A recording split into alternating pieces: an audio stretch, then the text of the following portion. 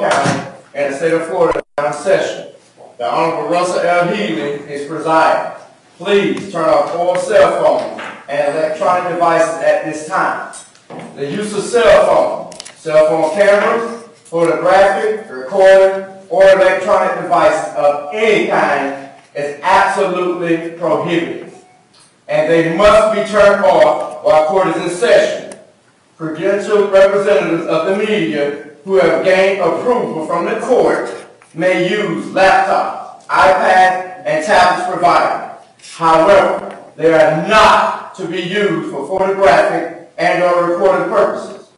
There will be no talking while court is in session. For justice to be served, the jury must be able to stay focused on the court proceedings. Therefore, talking or disruptive behavior by anyone in the audience will not be tolerated. A violation of any of these rules will result in you being removed from the courtroom. Now you may be seated. Good morning. Good morning. Ms. Hanania, are you ready to proceed? We are, Your Honor. Could Mr. Dunn to take the stand before the jury comes in because of movement issues? Yes, ma'am. The only issue you're going to have is you can have some of that when he comes off. But Yes, okay. sir. But your intention is he will be your next witness. Yes, sir. All right, Mr. Dunn, if you'll come on up to the front here for me so I can talk to you before we actually begin. And if you'll raise your right hand for me. Do you solemnly swear the testimony you're about to give be the truth, the whole truth, and nothing but the truth, self you God? I do. All right, you can put your hand down. And we've done this before, but we have to do it again for the record purposes. Ms. Hanania indicates that you intend to become a witness here today in your case. Is that correct? Yes, sir. You understand, obviously, this is a criminal case, and in that regard, you have an absolute right to remain silent. Nobody can make you testify or cause you to testify. It's a decision that you make on your own. Do you understand that? I do. As far as testifying is concerned, basically by deciding to become a witness, you're waiving your right to remain silent. Do you understand that? Yes, Your Honor. And that waiver has to be done knowingly, intelligently, and voluntarily, so that's one of the reasons why I'm asking some of these questions. I'm sure that you've had conversations with your attorneys, perhaps family, as to whether or not it would be best for you to testify or not. I don't need to know the subject matter, the content of the conversations, but you have had counsel in that regard. Is that right? Yes, Your Honor. And sometimes an attorney might think it would be best for a client to testify, and sometimes an attorney might think it's not a good idea for the client to testify, but ultimately it's the client's choice, individual choice, to make that decision. Do you understand that? Yes, Your Honor. So I'm gathering that you may have taken in all this advice and basically considered it, but that you are now making the individual, independent decision on your own to become a witness in this case. Is that correct? Yes, Your Honor. And if I may, there's May I, Your Honor? Yes.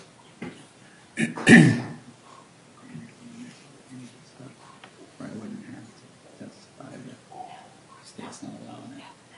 All right. Yes, Your Honor. Okay. So nobody has threatened you or coerced you or promised you anything to get you to waive your right to remain silent and become a witness? That's correct. And do you understand when you become a witness, you'll be treated like all the other witnesses? Obviously, you'll take the witness stand, you'll be examined by, I'm gathering, Ms. Hanania, and then you'll be cross-examined by one of the assistant state attorneys. Do you understand? Yes, sir. Okay. So you are making the independent, knowing and free and voluntary choice to waive your right and become a witness. Is that right? Yes, Your Honor. Okay. So at Ms. Hanania's request, what we'll do is I'll just have you over here to begin when the jury comes in, and I'll just have you stand as they come in, and I'll have you remain standing so that the clerk can administer the oath to you. So she'll administer the oath, and that way it'll look like all the other witnesses, even though I've put you under oath already. We'll do it again. So there's no difference between you and everybody else, you understand? Very good, yes, sir. Okay, and then when you're finished, you will have to get off the stand and resume your seat. Okay? Not a problem. All right. Well, then why don't you come on around this way? I have some material I want to. Okay, yes, sir, go ahead. Your Honor, here's prior testimony per your Okay. request. Thank you.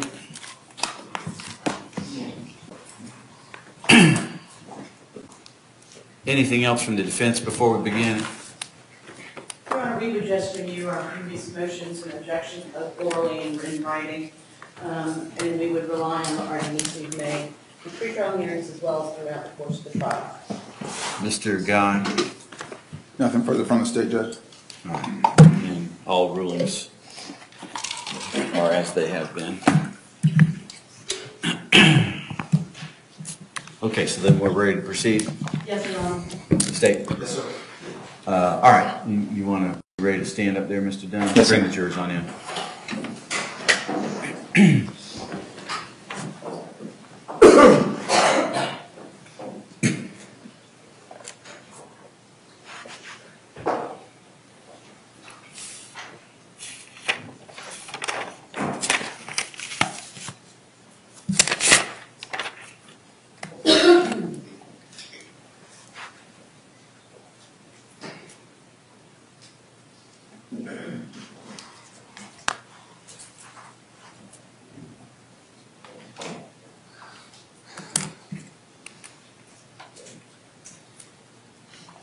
Everything in the courtroom.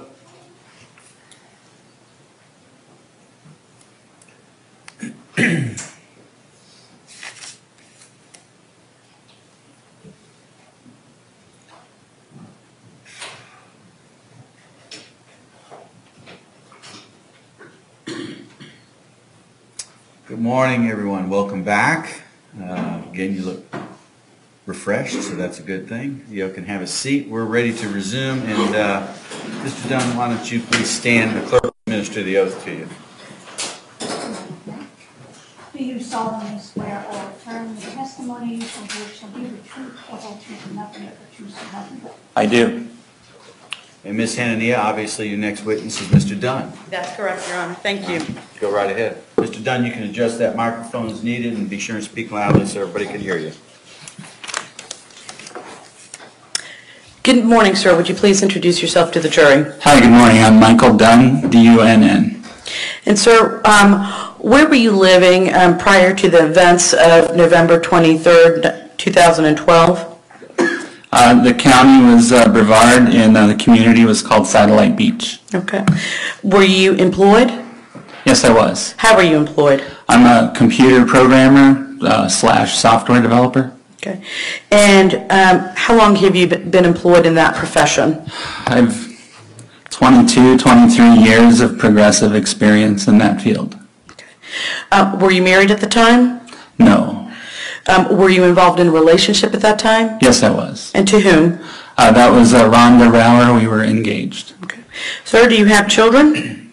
Yes, I do. How many children do you have? I have 3 grown children. Okay. And who are they?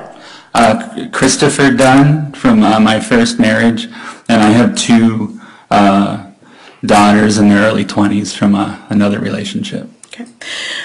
Sir, are you an owner of a Taurus 9mm? Yes, I am. And for how long? I bought that in like 1991, so 25 years. Okay. So then you are very familiar with that gun? Yes, ma'am. Okay. Have you fired that gun before? Yes. And where have you fired that gun before? Various practice ranges. I was a member of a rifle and pistol club in Brevard County. And sir, do you have a carry permit? I do. Okay. And how long have you had that carry permit? Since like 2005, so at the time that was 7 years. Okay. And what does that permit you to do? That's a concealed carry permit. You can carry the weapon on your person, basically one step away from being used. Okay. Now, sir, let me direct your attention to the events of November 23rd of 2012. Where were you on that day? We were in Jacksonville. And why did you come to Jacksonville? My son, my firstborn, was getting married, and we came up to celebrate the wedding. And when you say we, who's we? Rhonda Rauer and myself. And how did you get here? We drove. In what? In my car, I have a 2009 Volkswagen Jetta. Okay. And is that the same car that we've seen photographs of during the course of this case? Yes, it is. Okay. Who was driving? I was. Okay. When did you arrive in Jacksonville? We came up Thursday evening after our Thanksgiving meal, so Thursday. And where were you staying?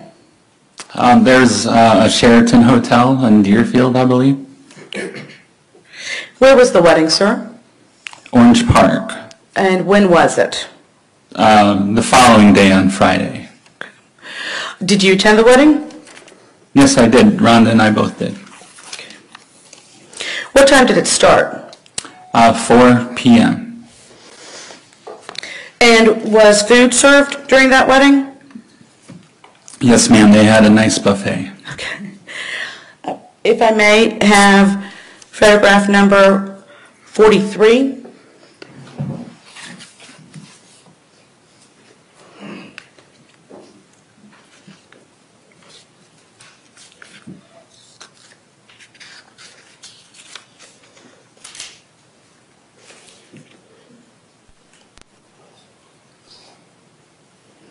Mr. Dunn, is that up on your screen? Yes, it is. And I'm showing you what's been introduced as defense exhibit number 43 in evidence. What is that, sir? That's my son, his bride, my ex-wife, and myself. Okay. And if we could have photograph number 42, sir? What is that, again, sir, can you see it on your screen? Yes, ma'am. And what is that a photograph of? That's like the reception / dinner. Sir, if you could you mark where you are within this photograph?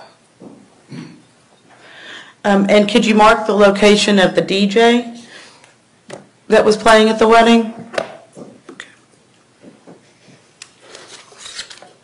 Thank you. Sir, what was the composite of the guests that were at the wedding? If you put the picture back, you can see, I mean, there was the parents of the bride, lots of cousins. Here's some young people. Okay. These are the 20 years old. So what was the age of your son at the time of his wedding? He was 23. Okay. Did you have any issues at the wedding in terms of the music or any of the younger people that were there at the wedding? No. At the time that you were at the wedding, you said they had a nice buffet. Did you eat? Yes, I did. I even had seconds. What about Miss Rao? Did she have anything to eat at the wedding? She got a plate, but she kind of picked at her food. Was alcohol served? Yes. Okay. How was it being served? They had like a little bar service, if you will. Okay. What were the sizes of the drinks being served? Small cups, maybe 6 or 8 ounce cups. Okay. And did you have anything to drink during the reception, sir? I did. How much would you estimate that you had to drink? I had a drink at the reception and probably 2 with dinner. Okay. What about Miss Rao? Did she have anything to drink at the reception? Yes, she did. Okay. Do you know how much she had to drink? Not offhand. She started with wine. They served red wine. She prefers white, so I believe she switched to the rum and cokes that I was drinking. Okay. Were you keeping track of how much she was drinking that night, sir? No. Neither one of us were, overindulging. We were there to be respectful, so. Okay. And were there any problems at the wedding while you were there? No. Okay. It was happy. Did you have any arguments with anyone? Not at all. Did anyone upset you? Not in the least. Okay. Were you angry when you left? No, we were quite happy. Okay. Did anything happen to change your mood between the time, your happy mood, between the time you left the wedding and the time that you arrived at the gate station?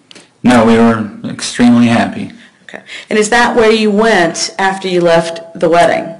Well, actually, we were going back to the hotel. That was the destination. Did you stop along the way to the hotel? Yes, we did. And where was that? That was the gate gas station. Okay. And who was driving? I was. Why did you stop? Rhonda wanted to stop and get a bottle of white wine. And sir, what time of day or night was this at the time that you stopped at the gas station? It was about 7:30. Was it dark out? Yes, it was. That time of year, it's dark at 7:30. Okay. Did you have your headlights on? Oh, yes. And what did you do when you pulled into the gas station? Not much. Pulled out some money, gave it to Rhonda, and gave her a quick kiss, told her to hurry up, hurry back. Okay.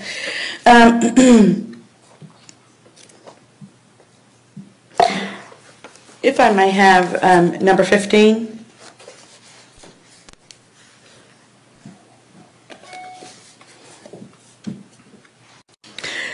Mr. Dunn, I'm showing you what's been introduced as defense exhibit number 15 in evidence, sir. Is that the Gates gas station that you stopped at with Miss Rao? Yes, it is. I mean, obviously this picture is during the day, but it is. Okay. And I understand that these weren't taken at the same time, sir, but could you mark, did you park when you got to the Gate gas station? Yes, I did. Okay. Could you mark the spot, regardless of whether something else is there in the photograph, where you parked your car? Okay. And is that the first spot, right to the left of the front doors of the Gate gas station? Yes, it is. Okay. And, sir, does everything else about that scene look the same as it did on the night in question, other than the time of day and the cars that are parked there? Right, and of course the lighting, but the physical things that are there are the same. So the ice machine was there at the time, as far as you recollect? As far as I recall. If we could have number 16. And, sir, is this showing the other side of the Gate gas station? Yes, it is. Okay. And does that also appear to be the same as the way it looked on the night? It does. And was that trash can there to the best of your recollection? To the best of my recollection.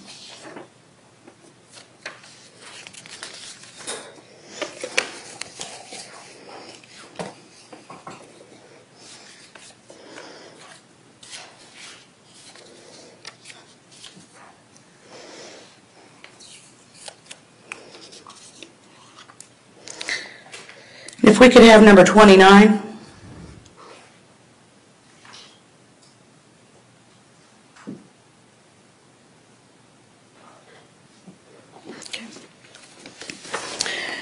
And sir, is this still showing the same Gate gas station? Yes, it is. Okay. And what area of the Gate gas station and parking lot is it showing? This is, if you're looking at the front, this is to the left, and this is where you would come if you were coming in that entrance from Southside. Okay, are you talking about the closest entrance from Southside into the Gate gas station? Yes, ma'am. Okay. Could you mark on the photograph on your screen where the front doors would be in this photograph? Well, here's the entryway, so it would be like through this little tunnel.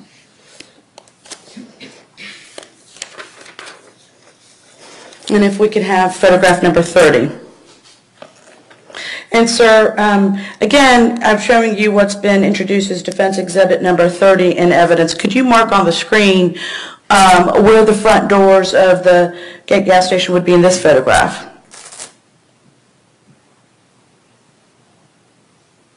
And are the gas pumps shown in this photograph? Yes, they are. Mark where those are, sir. Okay. you've indicated where you were when you pulled into the gate gas station.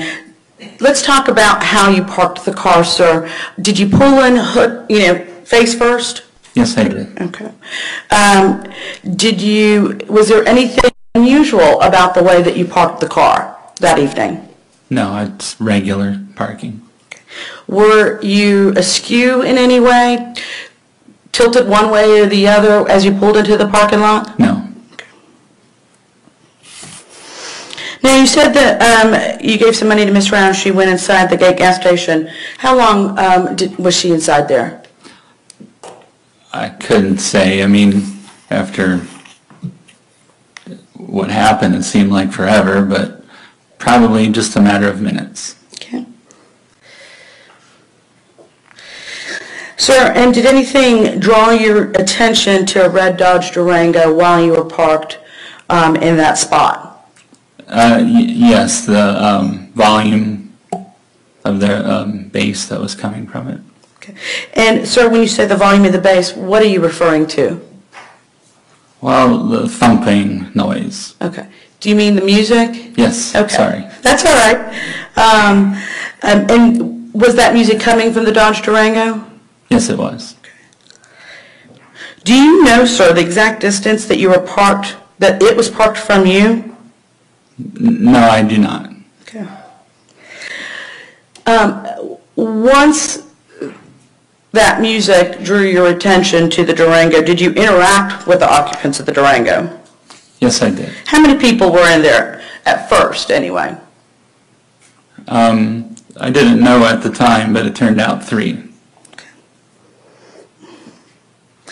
And, sir, can you describe, just in terms of relation to each other, what's the height differential between the Dodge Durango and your Volkswagen Jetta? Well, my window, the base of my window is like here on me, and it's probably like that for their vehicle. So when you're gesturing, you're saying that they had a much taller vehicle? Yes, that was an SUV. I'm in a subcompact. Okay. And what were the windows? Could you see the passenger side windows on the Dodge Durango? Yeah, at the time I just noticed the front window. I didn't really notice the rear at that time. And what was the front window like when you first noticed all of this? You're talking about the front passenger Yes, ma'am. seat. What was that window like? It was up in very dark tint.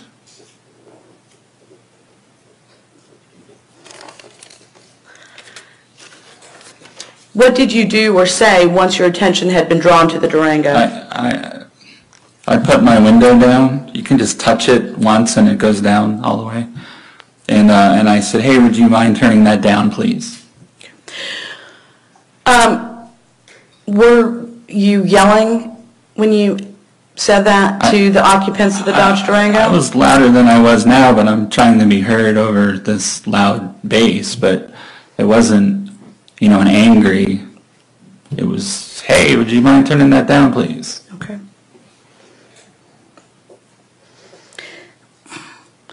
And at first, did they, in fact, turn the music down? Yeah, they turned it off, or as far as I was concerned, the bass stopped. I mean, it was off. But then what happened? Then I said thank you. I said thank you. Put my window back up. So at this point, your window is back up, and what about the windows in the Dodge Durango? Well, the front window is still up. I mean. Okay. Did anything then draw your attention back to the Durango? Yes, it did. I hear, F him, F that, and then the music comes back on. Okay.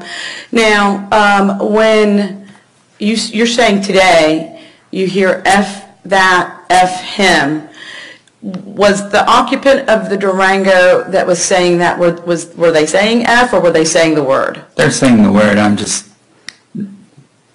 trying to be polite. Okay.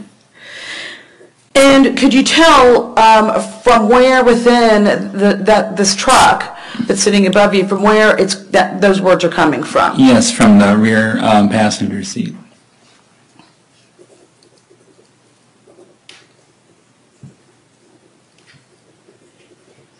And so at this point, your window's still up, but you could hear that being said? Yeah, the music's off, so I hear F him, F that, and But then the music comes back on. it did. All right. Now, were you angry at the fact that the music came back on? No, I mean, no. How long were you and Ms. Rauer intending to stay at this gas station before you continued your journey back It was home? an in and out. It was just to grab a bottle of white wine and go back to the hotel.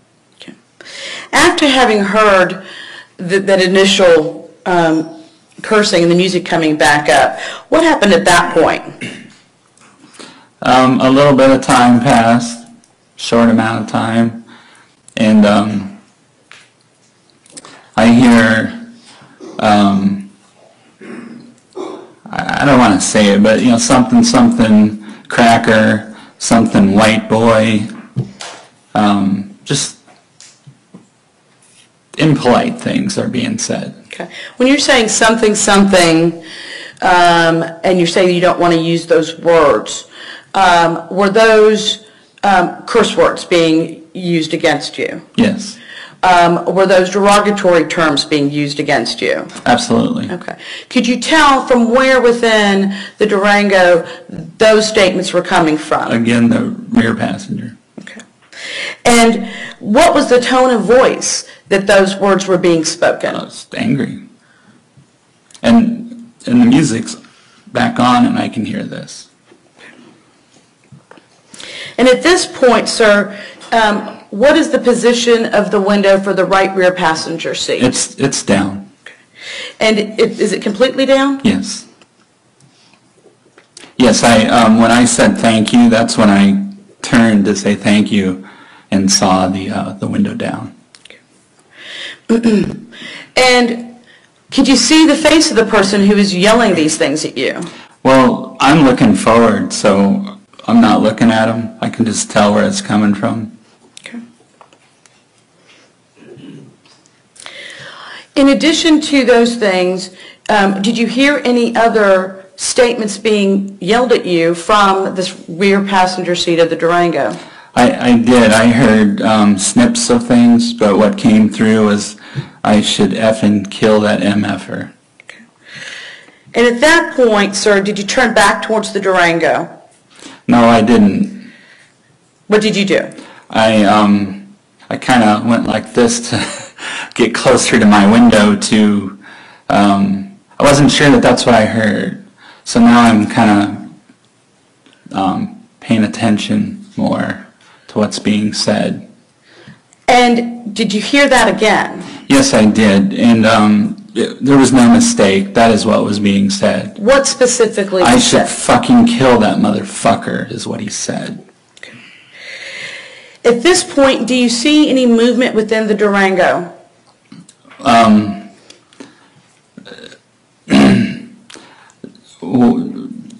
Yes, because at that point I put my window down to look at that direction, and yes, I saw a very angry looking young man. Did you see any movement within the Durango? Not at that particular point. Okay. How long does this entire incident take, sir? This is very quick. Everything's quick. All right. So, and when you say not that particular point, you mean not just the very next thing, but within seconds after hearing that? Yeah, yes, ma'am. I turned and looked and I asked, "Are you talking about me?" And what happened at that point? That's where I see the movement. I see the young man lean down. I see his shoulders. And he comes back up with something in his hands. And he banged it against his door and says, "Yes, I'm going to fucking kill you."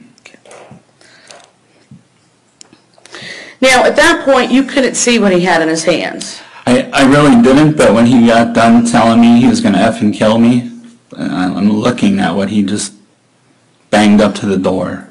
Okay. And at that point, sir, what did you see swung up into the window? I saw the barrel of a gun. What are you feeling at that point? I'm petrified. I'm in fear for my life. This guy just threatened to kill me and he's showing me a gun.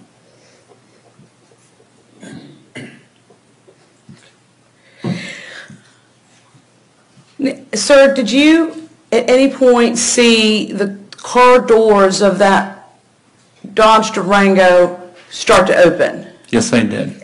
Describe that. He popped his door open and he says, "You're dead, bitch." And then he opens his door and gets out and says, "This shit's going down now." And how did you feel then? I was terrified. I mean, I was in fear for my life. This was a guy coming at me to kill me with a weapon. What did you do? I reached for my weapon Where was that, sir? in my glove box. Okay. Did it take you any amount of time to get that weapon and fire it? I tell you, I said, "You're not going to kill me, you son of a bitch." And when I was done saying that, I was firing. So about 2 seconds.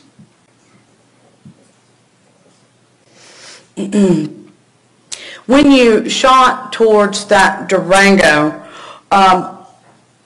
where were you pointing your gun? I was pointing it at the direction of my attacker, the last place I had seen him. Which was The where? door. The door. Was that the right rear passenger door? Yes, ma'am. Where were you at the time that you were shooting your gun? In my driver's seat. Okay. And did you, while those shots at the side of the Dodge Durango were being fired, did you leave your car at any point? No.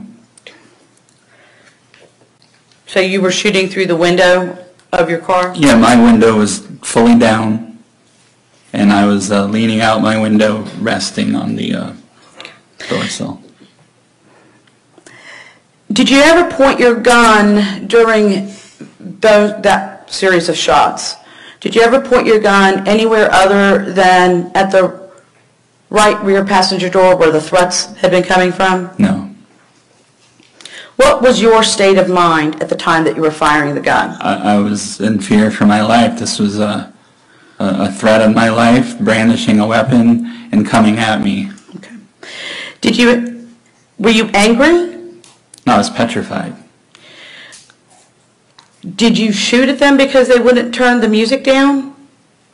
No, absolutely not. I shot because my life was being threatened. I was defending myself. Did you shoot at them because they were cursing or disrespecting you? No. Have you been yelled at before in your life? Of course. Have you been cursed at before in your life? Sure.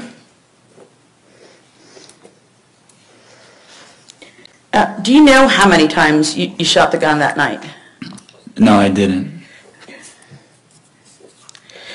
How many rounds do you normally keep in that Taurus? That particular magazine holds 15 rounds, and so that's how I would carry it. I didn't have one in the chamber.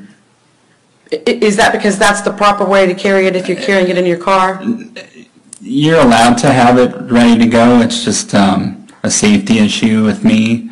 I don't have young kids now, but I used to, and I always was afraid that a young kid would grab it and snap, especially in a double action where if you pull it, the hammer will go back. If there's a round in there, it's a safety issue. So you did not have a round in the chamber? Correct. Okay. Did you empty your clip? No, I believe I still had 5 rounds left.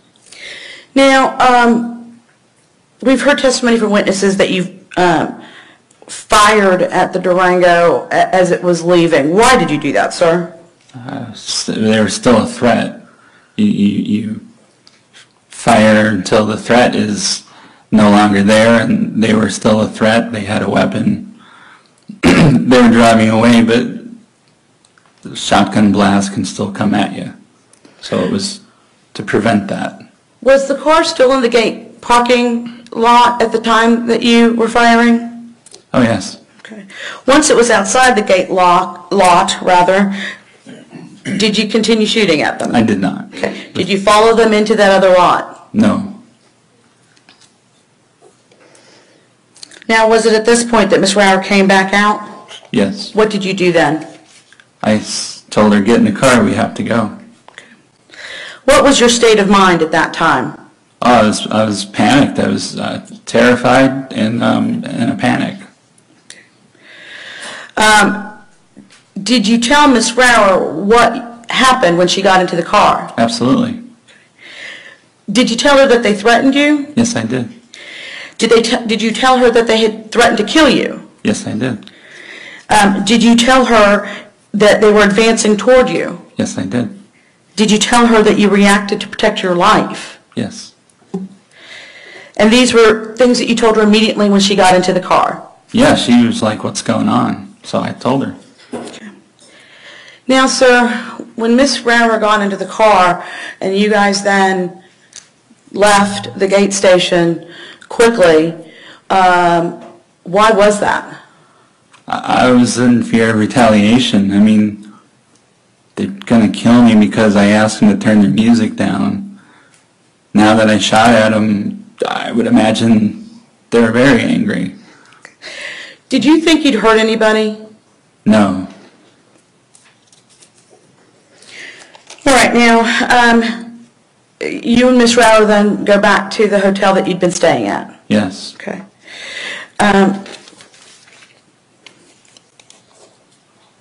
Other than you telling Miss Rower what had happened, did you talk much on the ride back to the hotel?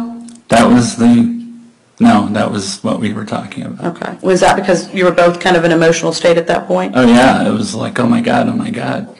Now, let's talk about when you got back to the hotel. What did you do with your car? Parked it.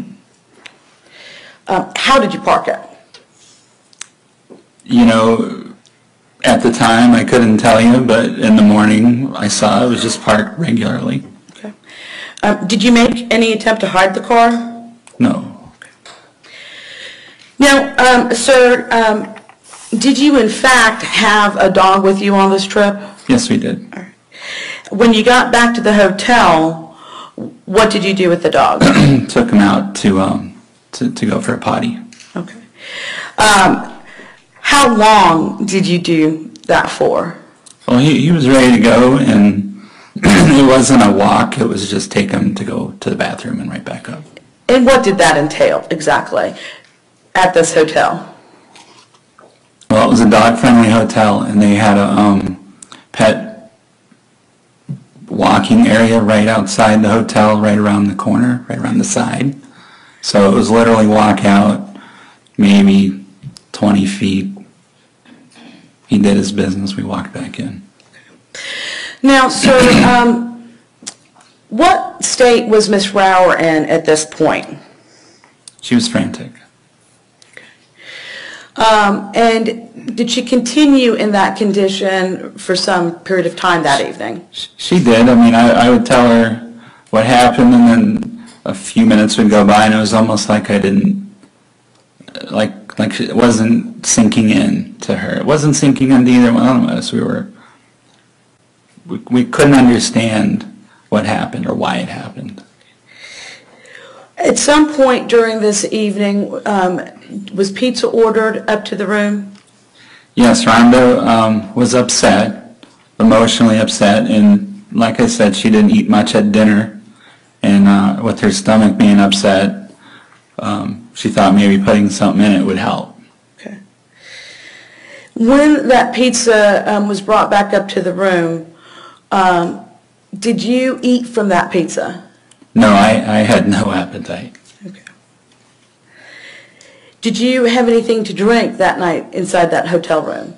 Yes, we had brought, knowing that it was a holiday weekend and the hotel bar would probably be closed, we brought fixings, and I poured both of us a stiff rum and coke to try to, calm ourselves.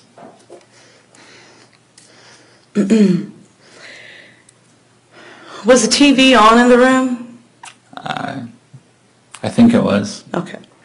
Were you sitting there watching it, enjoying the entertainment? It wasn't that kind of setting at all. It was very circumspect, and we weren't enjoying the evening, put it that way. Did you sleep that night, sir? Eventually, about 5 a.m., I got to sleep. So up until that, you had not. No. What happened? Excuse me. Let me go back. When did you learn that Jordan Davis had died? I had been looking for news reports, and about 1 a.m. On my cell phone, I read a report that showed a shooting and talked about a fatality. Okay. How did you react to that? I got up and ran to the bathroom and vomited.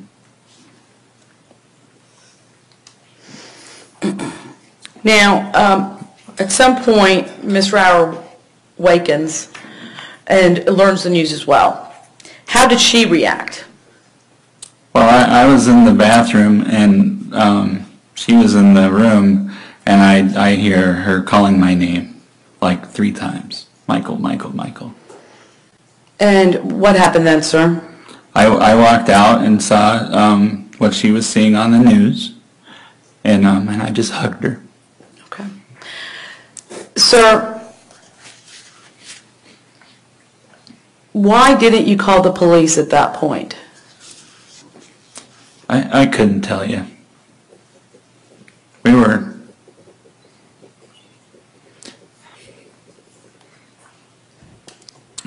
We had so much fear, even from the night before, that day.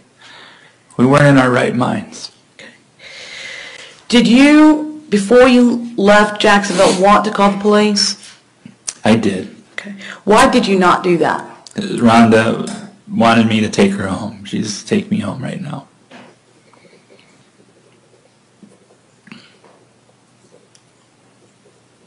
And did you ultimately get convinced to do that? I did, and it's self-defense. Whether I tell the police now or in a couple hours, it's Sustained. Okay. All right, Mr. Dunn. Now, sir, you did in fact drive back to your home in Satellite Beach?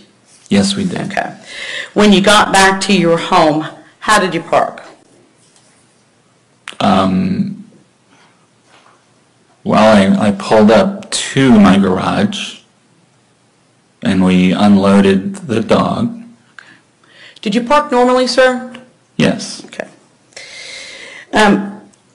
Did you then go to a neighbor's home?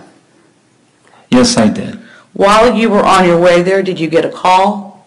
Yes, I did. And who was that from? That was Detective Musser. Okay. When you got to your neighbor's house, what did you tell him? Let me rephrase that. When you got to your neighbor's house, did you tell him about, at least a little bit, what had happened in Jacksonville? I did. Did you tell him that you thought that you should turn yourself in? I believe I used the words "make a statement." Okay. Did that neighbor then call the police on your behalf? He did. Did you know that he was calling the police when he did that? Yeah, I had asked him to. Okay. And did you wait there for the police to arrive? Yes. What happened when the police arrived? They called the phone again and said to take your shirt off and come out with your hands up. And did you follow those instructions, sir? Yes, I did. Okay. You didn't try to run or resist or anything like that? No. After you came out of the house following their instructions, were you taken down to the local police station? Yes, I was. Were you advised of your rights at that time, sir? Yes. Were you told that you had the right to remain silent? Yes. Were you told that you had the right not to make a statement to the police? Yes. Were you told that that you had the right to have an attorney with you if you did make a statement? Yes. Were you told that any statements that you made could be used against you? Yes. Knowing those, did you understand those rights? Of course. Okay. And in spite of being told that you didn't have to talk to the police, did you? Yes, I did. But nothing to hide. And at that point, when you were speaking with the police, did you tell the police that the guy in the rear passenger seat was getting agitated? Yes, I did.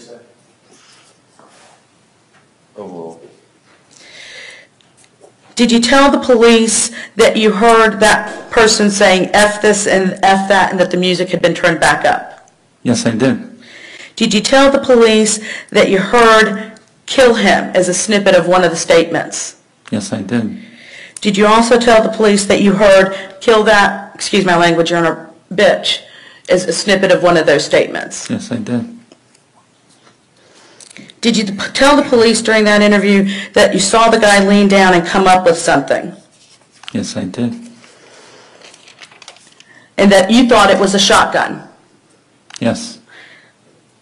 And that, did you tell the police that you heard, again, excuse me, Your Honor, you're dead bitch? Yes, I did. Did you tell the police during that interview that you saw him open his car door? Yes. And did you tell the police that that's when you reached into the glove box and shot? Yes. Did you tell the police that they got a gun, I was still scared? Yes.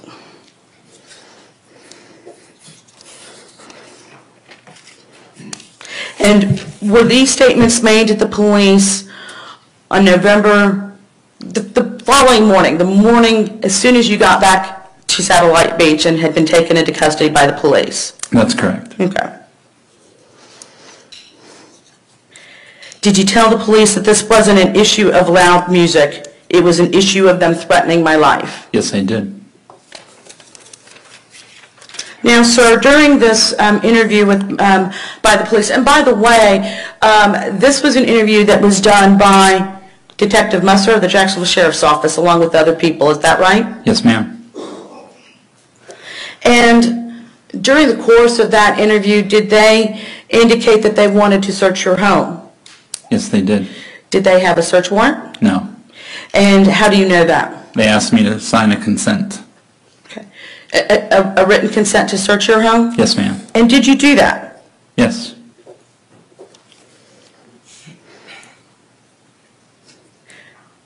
Mr. Dunn, why did you shoot at the Durango that night? Sustained.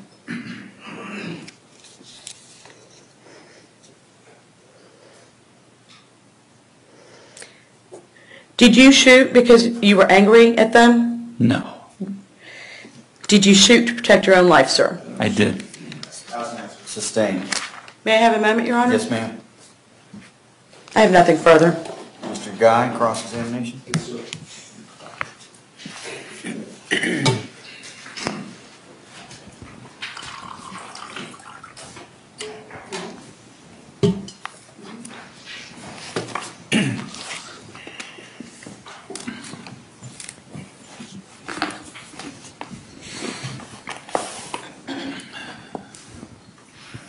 Mr. Dunn, when you fired those last 3 shots to the car that was speeding away from you, you were outside your car, correct?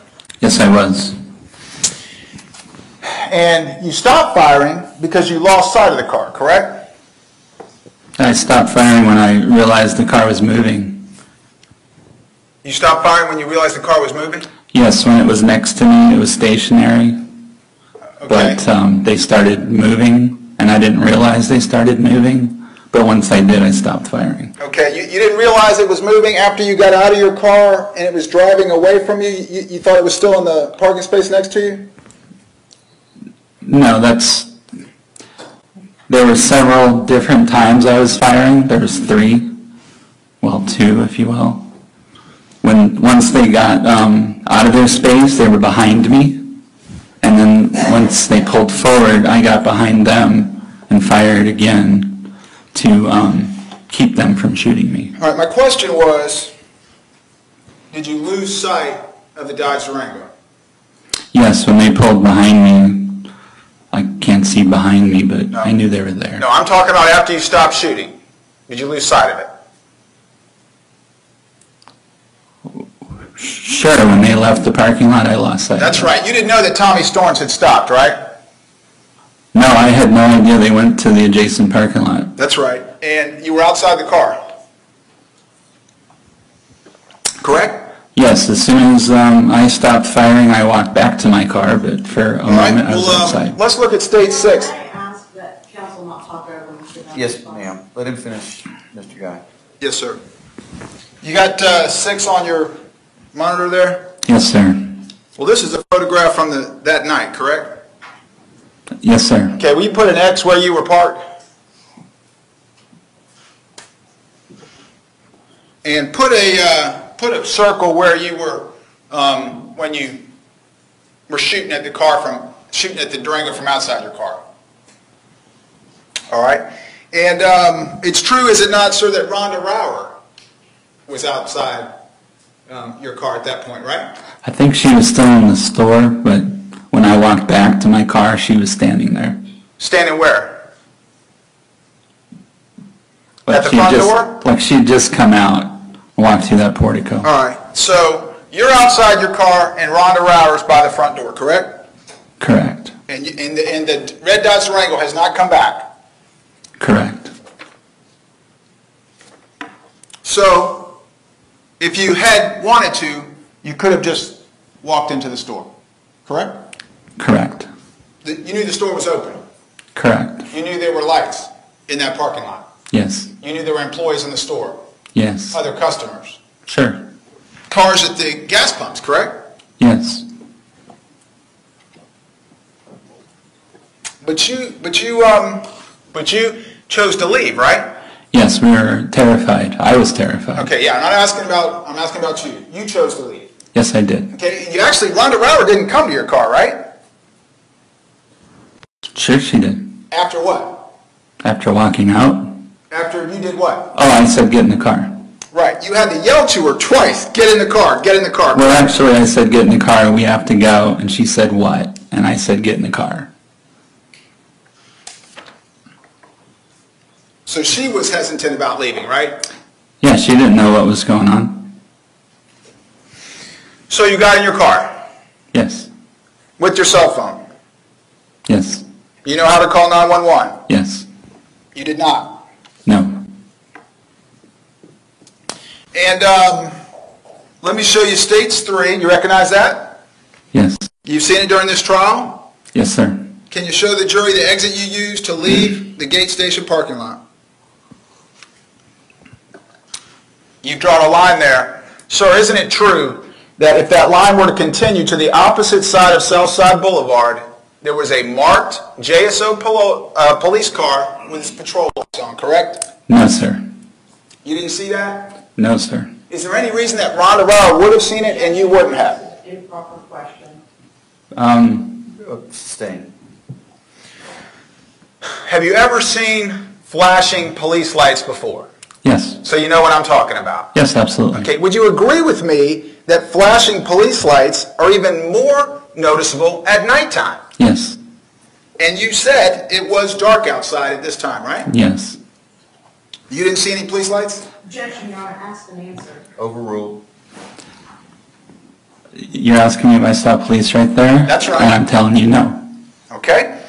Show the members of the jury the path that you took when you got out of the parking lot. I went this way. On Southside Boulevard, correct? Yes, sir. Isn't it true, sir, that as you were driving north toward your hotel, there were more police cars coming south with flashing lights? There may have been, but I didn't notice anything. So you didn't see those either? No, sir. I was like still in a state of shock, doing my darndest to keep the car on the road, quite frankly. Well, were you able to do that? I was. You didn't hit anybody else? No. You didn't run off the road? Nope. You didn't cross the median? No. You didn't get pulled over by the police? No. So you were able, you had enough faculties to drive your car on Southside Boulevard in traffic, To right? follow my GPS back to the hotel, yes, sir. You had a GPS? Well, I have a telephone that has Google Maps. You had to use it? Sure, we were in Orange Park at a place we hadn't been to, and we were navigating back to the hotel with the GPS. You had been to that gate before, had you not? I don't think so. You hadn't? Well, I used to live on, You used to what's the live- intersection? It's Southside and what? You used to live in Bay Jacksonville? Meadows by 295. So that's the area that we were in more than the south side. You used to live in Jacksonville? Yeah, back in on like 94, 95. All right, on Southside Boulevard. No, it was Bay Meadows by 95. Okay, would you agree that Southside and Bay Meadows, those two roads were in existence when you lived in Jacksonville? I don't know how far away 95 is to south side, so couldn't tell you. Well, you were shown a number of photographs of that store in the daylight today, were you not? Yes, Didn't you say you recognized all of them? from pictures in the courtroom. Oh, the nighttime pictures, you were able to recognize the daytime pictures? Correct. When you're heading north on Southside Boulevard towards your hotel, did you dial 911? No. When you got back to your hotel, did you dial 911? No. Did you stop by the front desk and tell them something had happened? No, we didn't. You testified that you learned that somebody, I think you used the word fatality, right? That's what was in the website. Right. that What does I saw. fatality mean to you? A death. Okay, and you knew it wasn't a traffic accident. It wasn't a traffic fatality, right? Oh, it said a shooting incident on South Side resulted in a fatality. Okay. Was there any doubt in your mind that they were talking about your shooting? No, that I was very upset. But you didn't call 911? No, You didn't call anyone, did you? we did not. No, I didn't say we. You. Did you call anyone? I did not. And then Miss Rauer woke up in the morning, correct? Yes, sir. And before you could tell her about the fatality, she told you, right?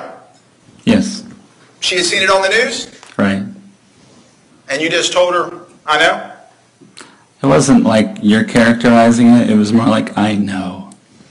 Like I hugged her. She's vibrating. She's quaking. We both are. We're both just very upset. But you didn't call 911 then? No, we didn't. All right, I believe you testified on direct examination that you wanted to call the police. Is that what you said? Yes, at that time, I did. But you didn't call them? No, I did not. Isn't it true, sir, that Rhonda Rauer pushed you to call the police? That was the previous night, and when I thought it was just a shooting, my desire was to go back home and talk to law enforcement that was familiar to me to report it. But once I saw it was a fatality, I thought, maybe we should talk to the police a little sooner. So Friday night, Rhonda Rauer pushed you to call the police, She was wanting me to call. and you said no. I said, no, we'll go home and report it to our local sheriff. Because you thought it was just a shooting? Is that what you said? Yeah, I thought it was going to be four people's word against mine, and I wanted some people that knew my standing in the community to vouch for me. Okay. You want my approach to witness?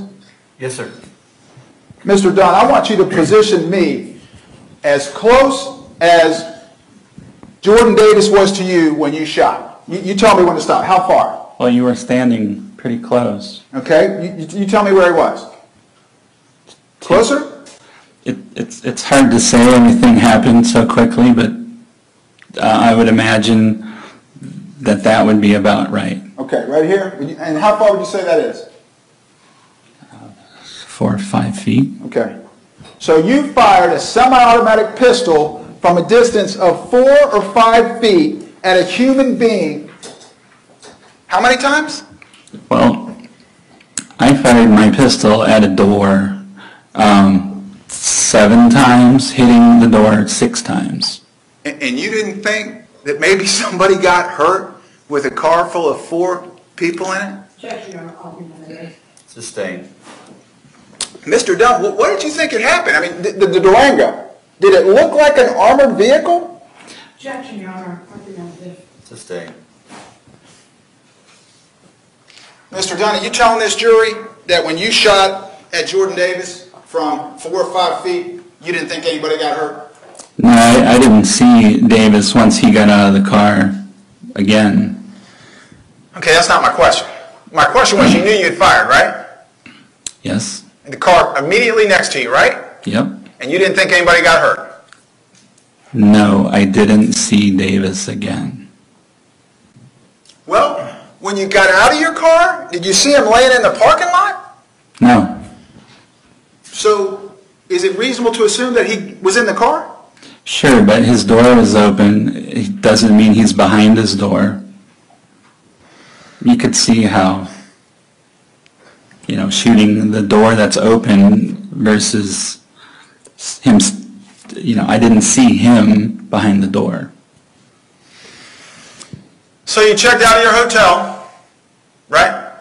Yes, we did. How long was the car ride from Jacksonville to Satellite Beach? About 2.5 hours. You have your cell phone with you? I did. Rhonda Renner have her cell phone with her? She did. Was your cell phone out of power? No. Did you call 911? No. And the truth is, Mr. Dunn, you never called the police, did you? My neighbor called the police on my behalf. So no, I did not. You did not, right? And when your neighbor, Ken Lescalet, right? Yes, sir.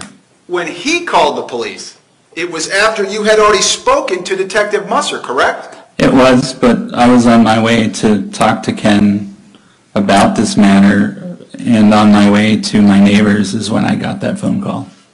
You actually got the phone call in your home, didn't you? Sure, and we're neighbors. It's a townhouse. We have a common backyard. He's 2-3 units away, and me walking out my back door is how I would get to Ken's house. So I guess when you say you were on your way to your neighbors, you were thinking about going over there, right? No, I was actually walking through my home out the back door. And the phone just magically rung as you were actually walking towards the door? Argumentative. Sustained.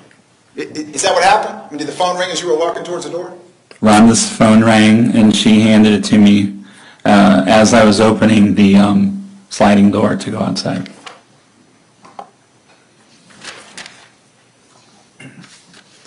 And why did you go to Ken Lescalet?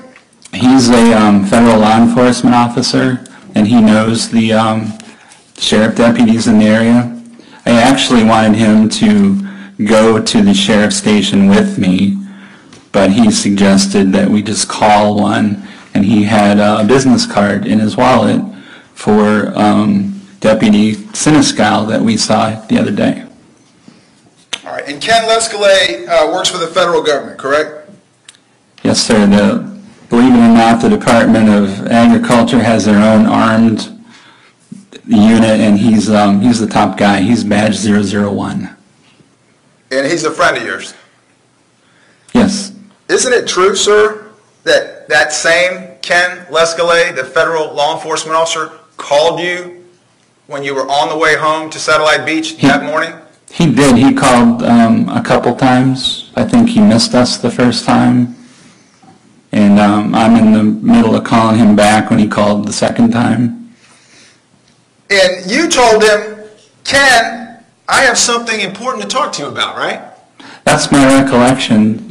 He and his wife tend to go bike riding in the morning, go to church, things like that.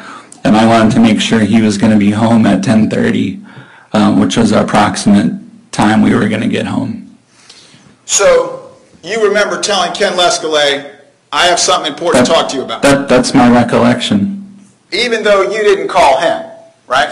Well, as I said, I've seen my phone records. There's 2 calls from Ken at the same minute.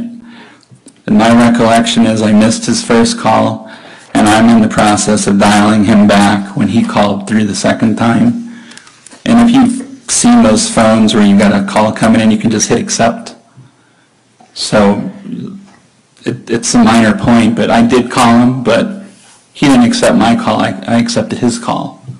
So he called me twice. You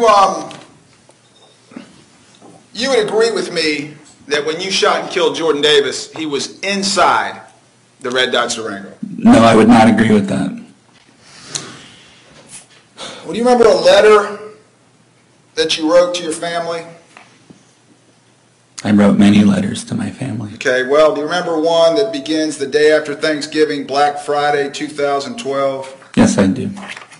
And tell the jury the purpose of you writing that letter. That was therapy for me to kind of write down what happened. There was a lot of misinformation and lies being said about what happened in the media. And a lot of my friends and family just, I thought they should know, at least from my perspective, what happened. So this letter is as accurate as you could get, right? Yeah, at the time I hadn't seen any photographic evidence or anything. It was just my recollection, like 7 months after the fact. But so you had plenty of time to think about it, right? well, plenty of time to forget things too. But this is something indelible, so I doubt I'll ever forget what happened. Isn't it true that you wrote in that letter that when Jordan Davis had seen you go for your gun, he dove back into the SUV? I think you're missing a word there, right? Can you read that exactly? Well, how about if I get you to read? Is that all right? Judge Malcolm? Yes, sir. Let me show you States 201.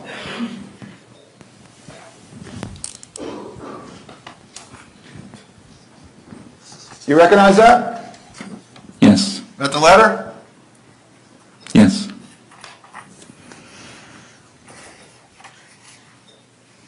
I want you to look on page 2. Right, and the word that you missed was apparently. Okay, so why don't we read it to the jury? Can you read that? When I turned back to my left, the guy who was advancing on me had apparently seen me go for my own weapon and dove back inside the SUV. So you wrote to your family as accurately as you could that Jordan Davis had dove back into the car. Sure, and the reason is the guy is outside his car and then now he's gone. But when he came outside of his car, I'm turning my head away to get my weapon. I come back up. I'm not like acquiring a target. I turned back as far as I could go. Judge, I'm going to object which this to was be the door. non-responsive at this point. Mr. Dunn, just try and answer the question that's asked. Yes, sir. Okay, well, Mr. Dunn, you also gave an account to the police, did you not? Yes, I did. Okay, and I believe your words this morning were you had nothing to hide. That's correct. Okay, isn't it true that you told the police, he's coming out, I think he saw what I was doing and was running back in? Right, and that's the same thing. I saw him coming out and I never saw him again. So, poof, where'd he go? How about inside the car? Well, that's what he had to have done, but I didn't see him do it. Rhonda Rower, fair to say that at least in November of 2012, she was the love of your life, right? Yes, sir. Y'all were engaged. Yes. You had lived together for almost 4 years. Closer to 3, but yes. And I believe your testimony was when she got in the car, the first thing she did is say, "What happened?" That's correct. And you told her what happened. That's correct. You never told Rhonda Rower in that car ride from the gate station to the hotel that you saw any kind of weapon, did you? That's incorrect. You did tell her? Pardon? What did you tell her about the weapon? What do you mean? What did I tell her about the weapon? What did you tell her? Did you tell her you saw a bazooka, a bayonet, Oh, a gun. machine gun? It's overruled. What did you you tell her? You didn't hear me? I said a gun. Is that all, just how you described it, a gun? Yes. Okay.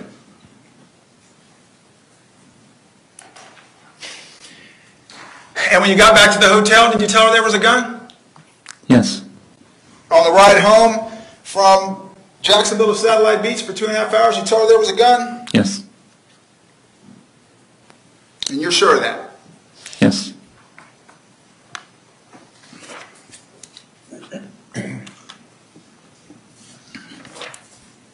Do you remember a letter that you wrote to Miss Rower shortly after this? I wrote her many letters. Well, I'm talking about one written December 5th, 2012. That doesn't ring a bell. Okay. Would it refresh your recollection to see one? See the letter? Yes, sir. All right. May I approach, Your Honor? Yes, sir. Let me show you states 202. Look at that and tell me if that's your handwriting.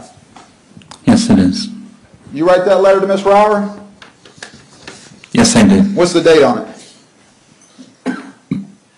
December 5th, 2012. And that would be how long after the death of Jordan Davis? Almost a month. A month? I said almost, well, 2 weeks. All right. And did you not mention in that letter that you had a conversation with an attorney in which he mentioned to you that you had made no mention of a gun to Rhonda Rower?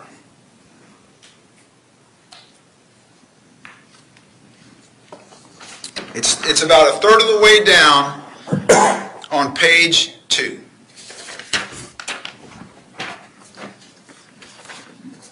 Actually, it may be page 1. The first word on the page is baby.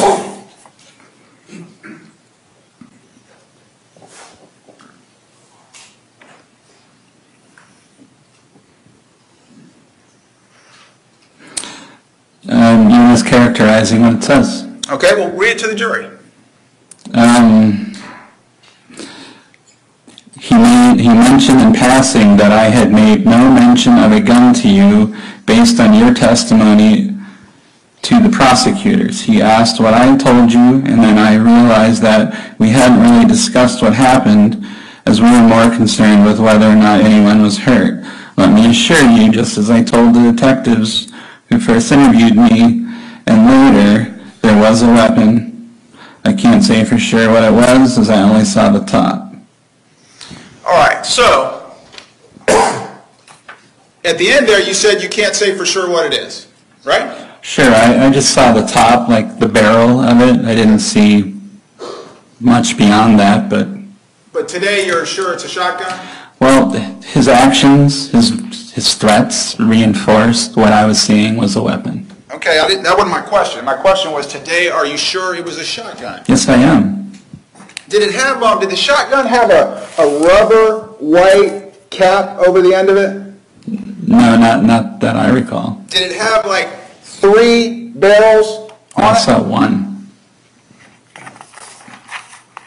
And you wrote in the letter, did you not, that you just read? I then realized that we hadn't really discussed what happened. We didn't. I told her I was threatened.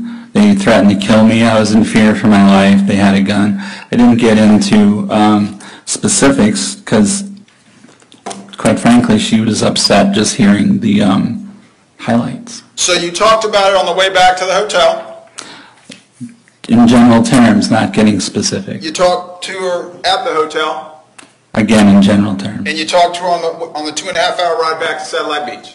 Yes, sir. And then you turned around and wrote, I realized we hadn't really discussed what happened. I realized we hadn't discussed specifics. Okay. The police interview that you referenced a moment ago. You mentioned that they read you your rights. Yes. You're 47 years old. At the time, 45. You were a professional, Yes. right? You understood your rights. Yes. And who interviewed you? Detective Musser, the gentleman who testified in your trial? Yes, and Detective Oliver. Okay. Okay, did either one of those gentlemen threaten you in any way? No, but it was an interrogation, not an interview. Okay, my question was, did either one of those gentlemen threaten you? Right, and I believe I answered you. I said no. Okay. Did either of them promise you anything to get you to talk to them? No. And you had, in your words, nothing to hide, right? Correct. Okay, so when they asked you how much you had to drink, did you tell them 3 rum and cokes? No, I told them one, and in my defense, those cups that they gave us had like a half shot, and so thinking that 2 would be 1 drink, it's hard to describe, but you know, with 2 hours of sleep, with the shock of what happened, how much I had to drink wasn't, right there. But I knew it was like a drink. So you called it 1 drink? I did. All right. And I would characterize 2 of the cups as 1 drink, and I guess I had 3, so in fairness, I had a drink and a half. So you were kind of just rounding down for the police? At the time, it was the best of my recollection. Okay. And you say at the time, hadn't you been in the interview room for like 3 or 4 hours before they came in to interview you? I had no concept of time. Well, could you estimate then for the No, I couldn't. I mean, I can tell you what an hour is now, but then, no. Well, fair to say that you weren't just put in the room and they walked right in with the lights for them, right? Correct. You sat there by yourself for some time. Sure. I mean, was there a TV in there distracting you? No. Okay, was there a newspaper that you were engaged in? No. And when they asked you directly, was the music playing when you pulled up? Your answer was no. That's correct. And that's not true, is it? The bass certainly wasn't playing. If there was music playing, it wasn't so loud that I would have noticed it. So you told them there was no music playing? That's what I told the police. That was my recollection at the time. The loud bass didn't start up till Rhonda had gone into the store. And not once during that interview did you tell the police that the occupant in the rear passenger seat said, quote, "This shit is going down now." That's correct. But you didn't have anything to hide. No, Argumentative. Sustained. Isn't it true, sir, that you told the police in that very same interview, the morning after the shooting, that what you saw could have been a stick? I did, and this was after the police telling me there was no weapons in the car, nothing in the scene. So like I said, what I saw was a gun. His actions and his threats reinforced that. But when the police tell you there was no gun, well, then, what was it? I mean, it was something. So you said a stick? With 2 hours of sleep, maybe that was poor choice. Think of an industrial, some metal tube with a metallic sheen, a patina. Stick probably was, like broomstick, but doesn't do it justice. You keep saying 2 hours of sleep. Are you suggesting to the jury that these 2 detectives who were questioning you about the death of a 17-year-old did not have your complete, undivided attention? I'm trying to convey to y'all that I had just been through a traumatic experience. I had 2 hours of sleep. I'm still not 100%. Not with my recollections, not with even being able to articulate. And the first time you referred to the passengers, the occupants of the red SUV, you called them kids, right? Sure, I'm 45. Anybody in their 20s is a kid to me. Okay. And then later in it, you said it appeared he was a full-grown man. Sure, when he stood up and saying he was going to kill me and you're dead, bitch, and this shit's going down now, I mean, that's not a child.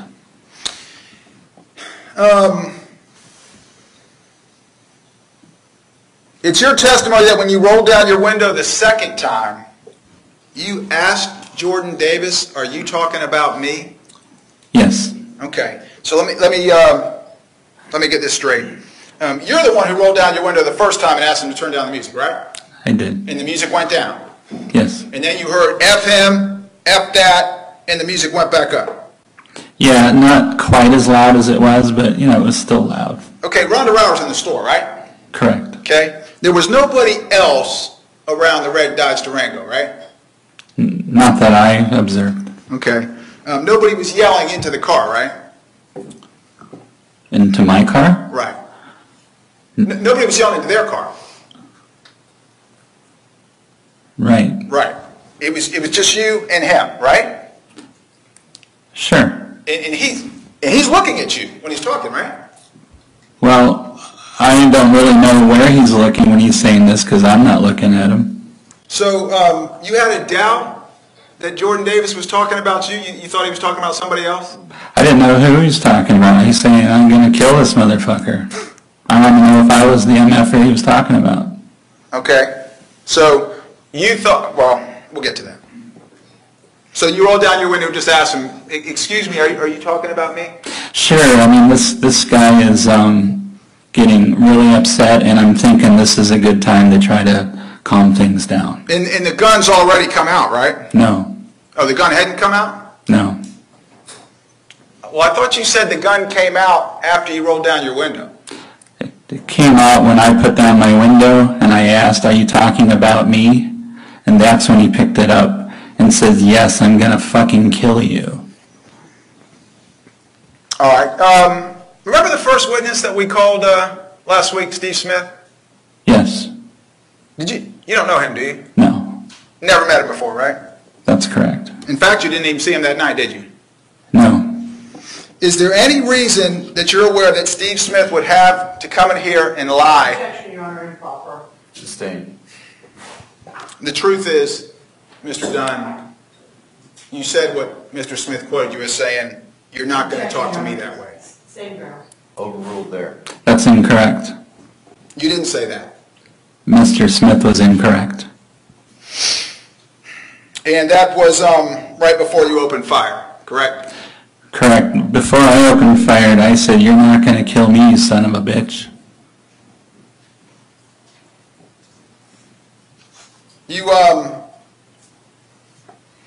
This guy now has the gun up, right? Is he threatening you? Yes. You? Yes. You're talking about Mr. Smith or Mr. Davis? No, I'm talking about Jordan Davis. According to you, he's threatening to take your life. Yes, he's shown me a rifle or a weapon, and he's said, I'm going to effing kill you. I'm talking about before that. He was threatening you?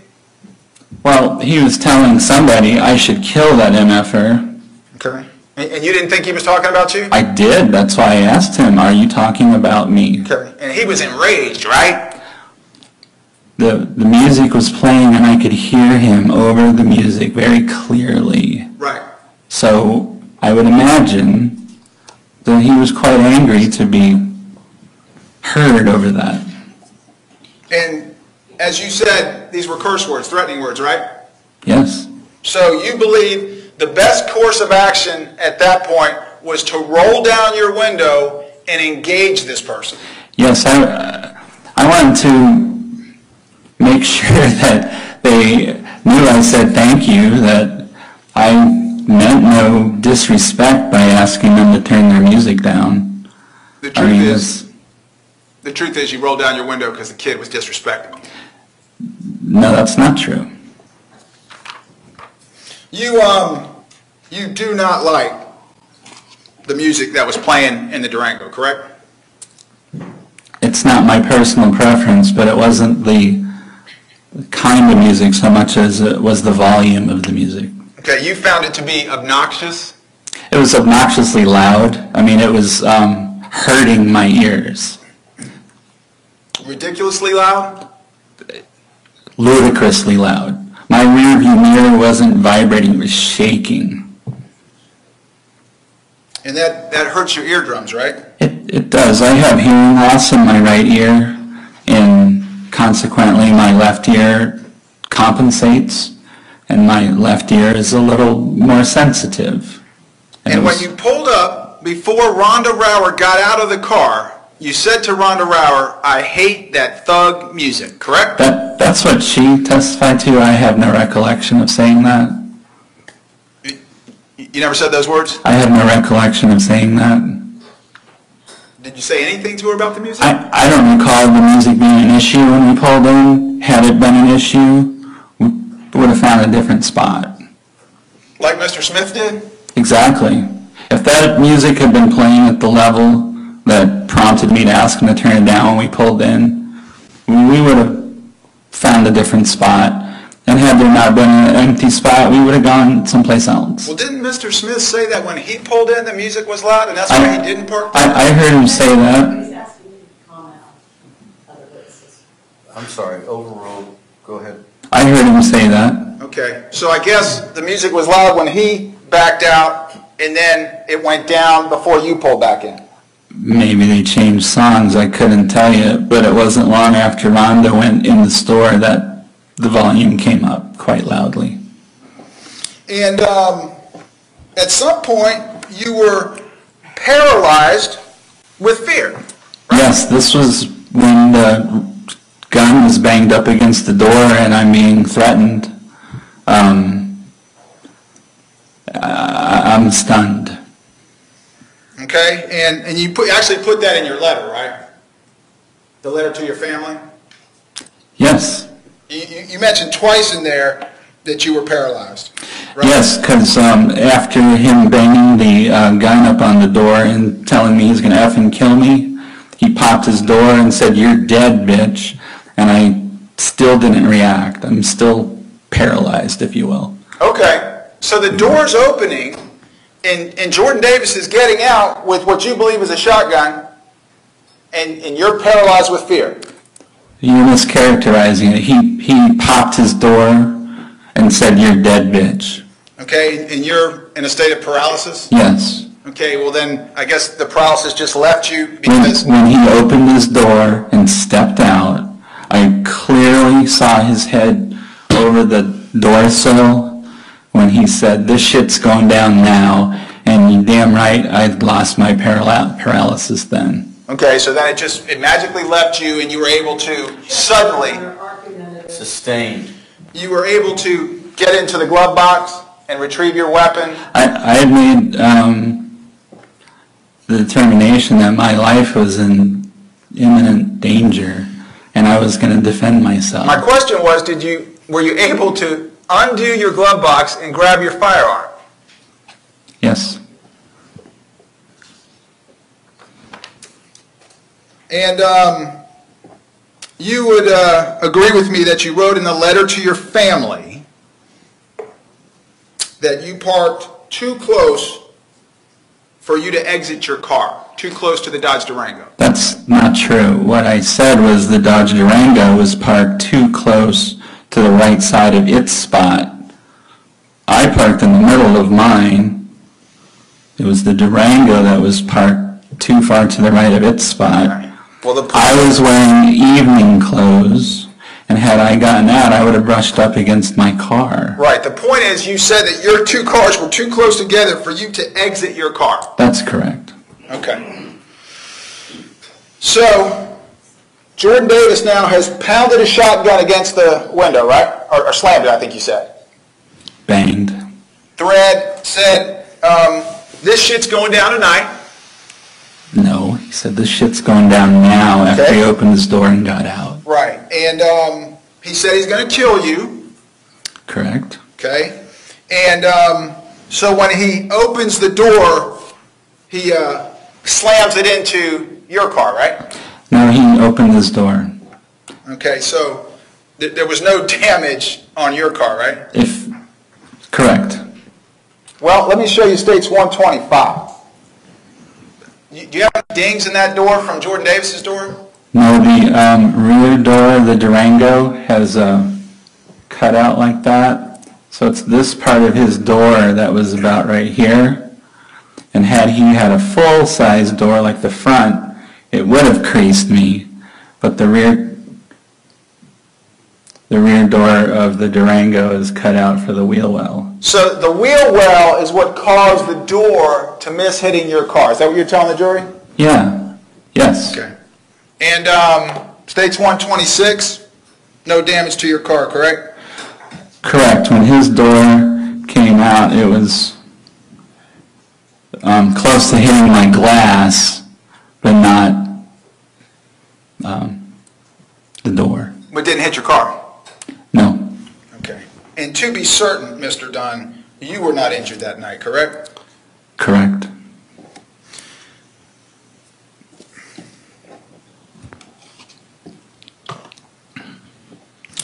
So, I believe you've said now that the door pops open, he starts coming out of the car with what you believe is a shotgun, Yes. and is that when your paralysis left you and you started to go for your gun? Objection, Your Honor, asked and answered. Overruled. Yes, when he opened his door and got out and said, "This shit's going down now," to answer your question, yes. Okay. I decided that I needed to defend my life. And so you reached where? My glove box. Which was where? In the usual place. On the seat next to you. Yes. Was it open? No. Okay, so you opened it. Yes. And you grabbed what? I grabbed my pistol. And you had to lean over to do that, right? I mean, your arm's not long enough where you can just do it without leaning over. Correct. And your pistol was in a what? Holster. So you took the holster off? Yes, I grabbed my gun and made it ready, and about as long as it takes me to say, "You're not going to kill me, you son of a bitch." You took the holster off? Yes? Yeah, all that is part of making the gun ready. Okay. And also to make the gun ready, you have to put a round in the chamber, correct? Yes, I had to pull the slide back. Okay, and so show the jury how you do that. Well, you would hold the pistol with one hand and grab the slide with the other and pull it back and release it. Okay. Similar to the way Leland Brunson demonstrated?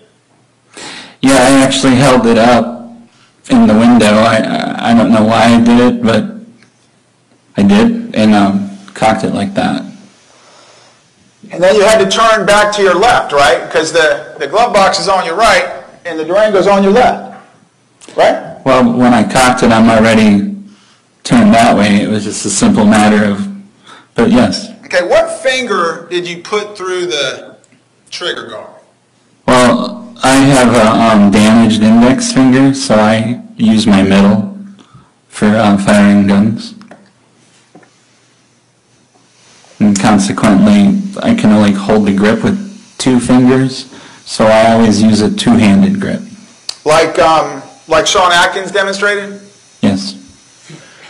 And so your testimony is, in the time that it took you to get the glove box open, your gun out, the holster off, the slide pulled back, turn to your left and fire, Jordan Davis didn't have time to shoot you. I couldn't tell you what he had time to do. I'm just telling you it took me about 2 seconds to defend myself. Isn't it true, sir, that you told the police in that interview the following day that you laid your gun down? That I did what? That you laid it down. Laid it down? Do you remember saying that? No. You don't remember saying, "That's the point where I went and grabbed my gun and laid it. You know, everything's fine." No, I don't recall that. Okay. And I believe you said Jordan Davis's head cleared the door. May I approach, John? Yes, sir. Yes, the door frame.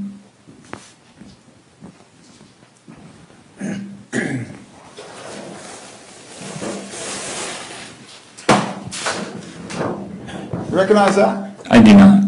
You didn't see that night? No, I did not.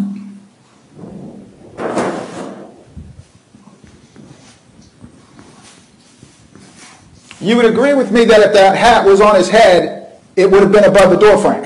Objection calls for speculation, Your Honor. Sustained. Let me ask you to look at States 24. You recognize that? No, I do not. You don't recognize the person in the identification card? No, I do not.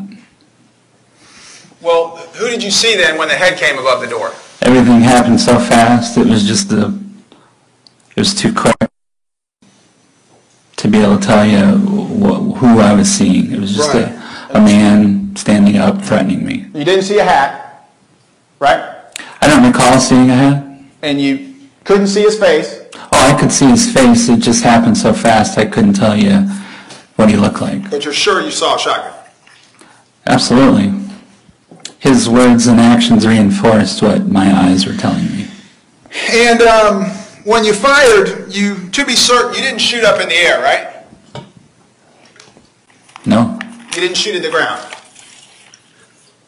No, at the time, my warning shots were illegal in Florida. I just asked you if you shot at the ground. Did you shoot the ground? No. You fired at the door, right? Absolutely. I fired towards where my attacker was coming from. And that was as far back as I could get. Okay, you keep calling him your attacker. He was attacking me. Did he touch your car? No, sir. He was coming at me, threatening to kill me with a weapon. Did he touch your person? No. Did he throw anything at you? Besides promises to kill, no. Did he strike you with anything? No. And I think you just called him the man who stuck his head out the door. Is that what you would call a 17-year-old? I would call anybody who threatens to kill you with a weapon a man. You were shooting into the door to kill the person on the other side of the door, correct? I was shooting to stop an attack on my life. It just worked out that he was behind the door. And according to you, that's where you saw him, right? I saw him beside the door the last time I saw him. Like, after the door, if you will. And then the car backs out, right? Yes? And when you got out of your car, you didn't just get out and stand by the door, did you? I took a couple steps. You actually ran a few feet behind your car, correct? I think beside. Okay, do you remember your letter that you wrote to your family? I do. Do you still have it there? Yes. Can you look on page 2? Just about in the center of the page, it says the SUV pulled forward. Right, and this says behind, but I probably should have said beside. Can you read the sentence for me, please?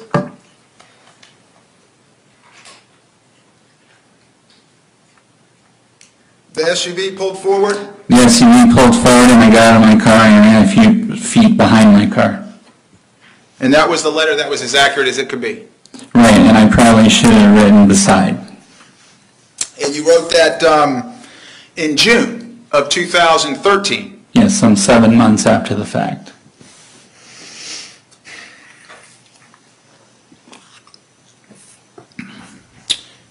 And when you got wherever you were, beside your car or behind your car, you continued to fire. Yes, I was, there was still a threat at that point. You said that earlier. The fact is, nobody from the SUV shot back, did they? Thankfully, no. And no one stuck a gun out the window as they pulled off, did they? Thankfully, no. And when you spoke to the police, you told them, I'm at a loss to justify what I did on that second volley. Well, I have that in front of me. And actually, if you read around the context, they're criticizing me for getting out of the car and not taking cover. And I'm trying to tell them that I thought maybe they would shoot the car and I wouldn't be in it. So when I say I'm at a loss to justify, I mean why I got out of the car. Because we clearly say that we're such a panic, fear for my life, was the reason for shooting. Being at a loss to justify was probably a poor choice of words, but we were talking about why did I get out of the car versus stay in the car. Okay, but the choice of words was yours, right? Correct, and again, traumatic experience, 2 hours of sleep, And did you hard to articulate. Did you tell the police you were trying to keep their heads down? Absolutely, that was the whole reason for firing on them as they fled, to prevent them from shooting back. Do you have states 40 on your monitor? Yes, sir. Did you think their heads were going to be down by that taillight? Well, sir, I wasn't shooting to kill, I was shooting to make sure they stayed down. Okay, you see states 90? I do, and to tell you the truth, I see through the photos that there are 3 shots. I thought I shot once, but apparently in my panic, you know how a gun can rise, I ended up shooting 3 times, but that first one low was the intended suppression fire, if you will. Can you circle that dowel rod at the top of the screen for me on states 90? Okay, and that goes through the passenger compartment of the car?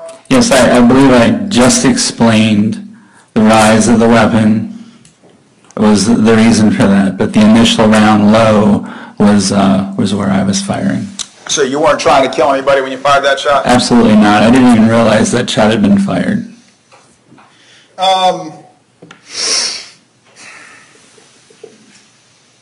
Ms. Rower testified that you did not use a GPS device that evening. I heard her say that. I have a bracket on my windshield for my phone. It's very obvious. It's at night, the screen's lit up. So I was surprised to hear her say that. We used the GPS to go from the hotel to the wedding, and from the wedding to go back. She testified that you had been to that gate station before. You know, I had been to a gas station on Bay Meadows before, but I don't think I'd been as far to Southside. Well, Rhonda Rower didn't live with you in Jacksonville. No, but I had made comments about Can I finish? being in the area. Can I finish the question? May. Just both of you. Let the other finish. I'm sorry, Your Honor. Did Miss Rower live with you in 1995 when you lived on Bay Meadows Road? No, sir. And after the shooting, I think you said you were terrified, right? Absolutely. You thought that the teenagers were going to come back. Yes, you hear about these things in the news where they do drive-by shootings and whatnot. I knew they drove off, but I thought they would come back, or maybe they had friends in the area. I was getting out of there. Did you see anybody following you on the way back to the hotel? No. You didn't see the Dodge Durango following you. Well, it was that night, so any car could have been them, but... But I mean, did like when you're going north on Southside, right? And you had to take a right on Deerwood Park. Correct. Okay, about 3.2 miles to the hotel. I heard testimony to that, but that night I couldn't have told you. Did you see anybody make that turn with you and follow you back to the hotel? Not that I recall. And that's why you parked where? Right in the front, I believe. And you're still terrified, right? Absolutely. So you were so terrified you left your gun in the car. Yeah, Rhonda was kind of weirded out about the whole thing and didn't want me bringing it in, so I left it in the car. When you say the whole thing, you mean she was weirded out about the fact that you just shot into a car full of people? About the whole incident, yes, sir. Okay, so it's not Rhonda's gun, is it, Miss Rowers? No, that's mine. Okay, and you were 45 at the time? Yes, sir. And you had that gun for 20-something years? Yes, sir. But Miss Rower was going to make the call as to whether or not the gun came in or out? I was worried about her being comfortable. Not upsetting her. You're, in your interview with the police, you say you were, quote, shitting bricks, waiting for another carload of thugs to come, right? I was. This was my waking nightmare. I know it's not rational, but every car that went by was a red SUV full of people out to kill me. So you thought the best course of action with these thugs coming back would be to leave the gun in the car? Well, where we were at, it was a secure area. It kind of speaks to how upset we were to not be quite thinking things through. Didn't you run Well, I'm not asking about anybody else other than you. Well, we were both upset.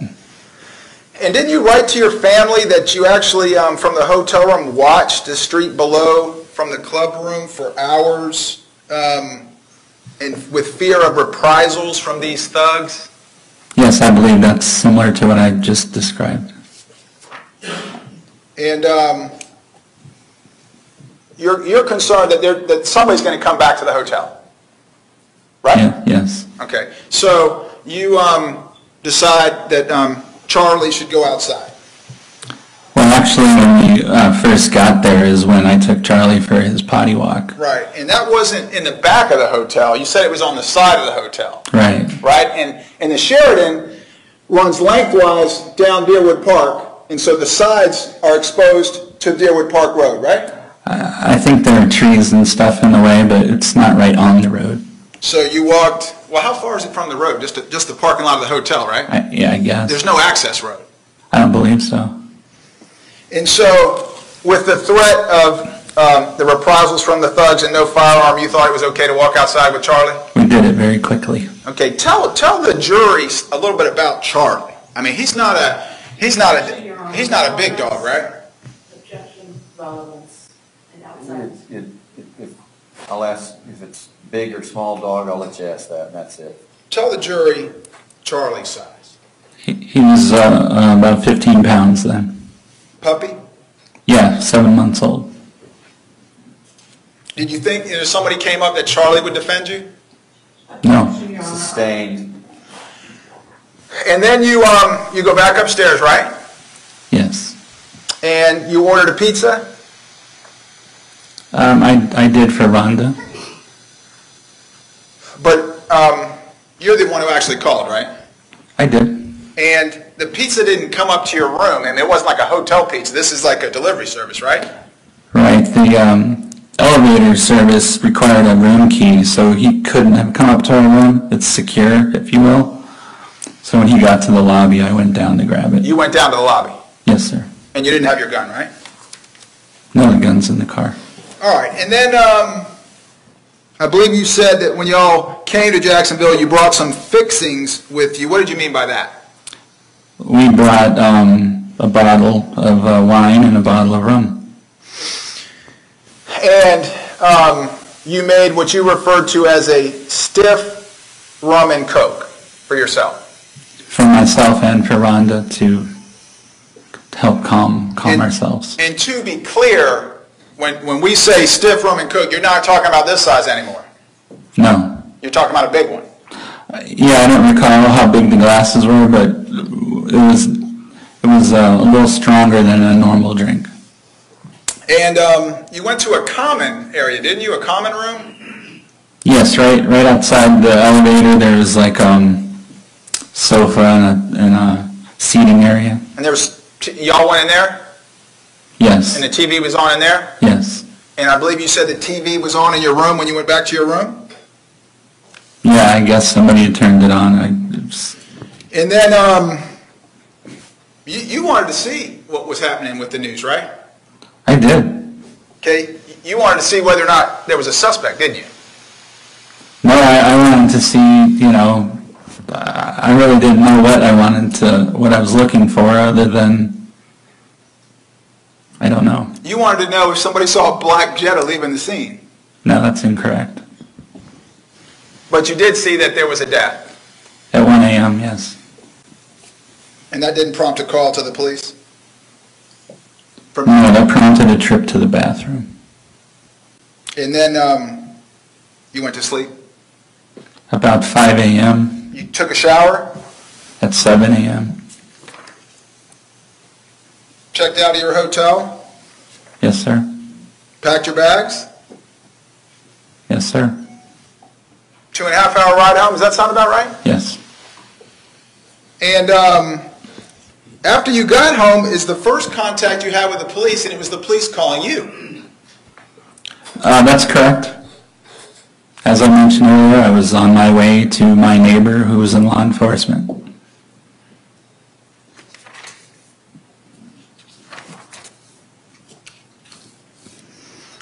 Madam Armstrong? Yes, sir.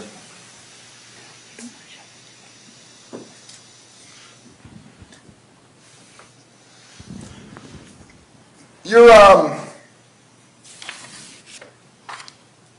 would agree with me that the firearm that you used, the one in the case over there, that doesn't have a hair trigger, right? Well, there's been testimony about the trigger pull of 6 1/4, but what they didn't mention is if anybody's used a pistol, there's a thing called trigger control, where once you squeeze it once, if you don't fully release it, it just goes to one little notch, then it is the hair trigger. That's how you do a double tap. Are you saying that there was a hair trigger on that gun when you pulled it 10 times? There's a hair trigger on every gun if you know how to use trigger control. You're saying that the trigger pull wasn't 6.25 pounds every time? I'm telling you that is not the case. That's not the case. Correct. Once you pull a trigger the first time, if you only release it a little, then the next pull is a hair trigger. You could hear with a 1/4 second in between, or well, whatever. I mean, it's 6.5 pounds or 3 pounds. It's really a minuscule amount of time or pressure. So it is 6 pounds per trigger pull? Well, we heard it testified, Mr. Guy, that if you fully pull the trigger, that's what it is. I'm speaking of trigger control, where you don't fully release it, then the trigger pull is considerably less. Okay, are you telling this jury that you didn't mean to pull the trigger the second time? No, what I'm telling you is that it's not 6 1/4 pounds every time you pull it. Did you mean to pull the trigger the second time? Sir, in my panic, I couldn't tell you how many times I pulled it. I was pulling it as fast as I could pull it, trying to save my life. My question was, did you mean to pull the trigger the second time? I meant to pull it 50 times if that's what it took to save my life. I was going as fast as I could. Even after you got out of the car? Well, when I got out of the car, I meant to pull it once, but in my panic, if you will, by the photographic evidence I see, I pulled it 3 times. None of those 10 shots were an accident, were they? Sir, I deliberately defended myself. There was nothing accidental about it. And you did take a firearm safety course, did you not? Sure, that's required to get your carry permit. You remember your instructor's name? No. Salvatore Restrelli, do you remember him? I remember the person, I don't remember his name. Sorry? Relevance? I'll move on, Your Honor. Okay. How long was the course? I believe it was a day. And you successfully completed it? Yes. Isn't it true that in that course you were taught if you ever have to use your firearm, whether it's self-defense or not, the very first thing you do is call the police? That may have been covered. That's all I have, Your Honor. Ms. Hanania? May I have 1 moment? Yes, ma'am.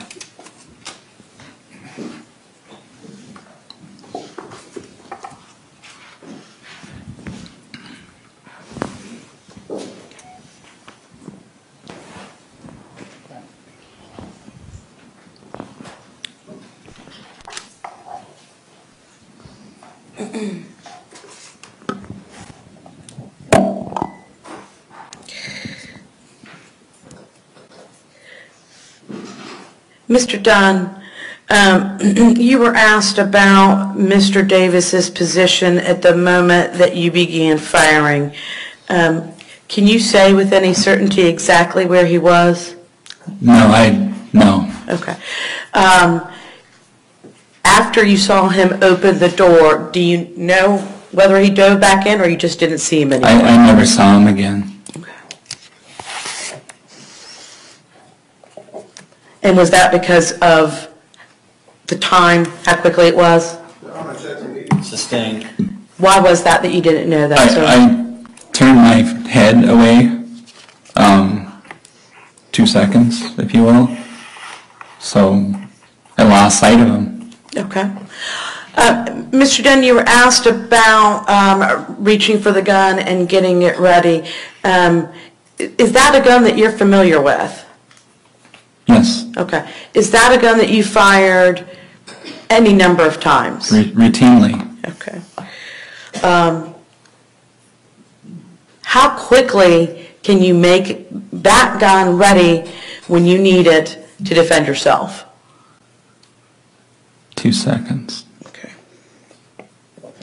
Sir, you were asked about driving to the hotel. How far was that from the gate station? I've heard testimony it was 3 miles away. Okay. Does that sound about right to you now? It does. Okay.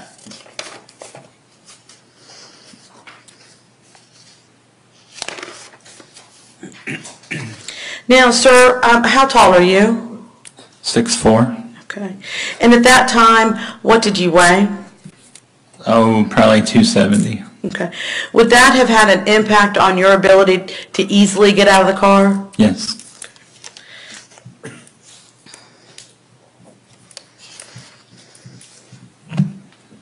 Now, you were asked about a letter that you wrote to Ms. Rower, sir, that talked about a conversation with your attorney. Was that because you had just discovered that she was saying that you hadn't told her that? Yes. Sustained.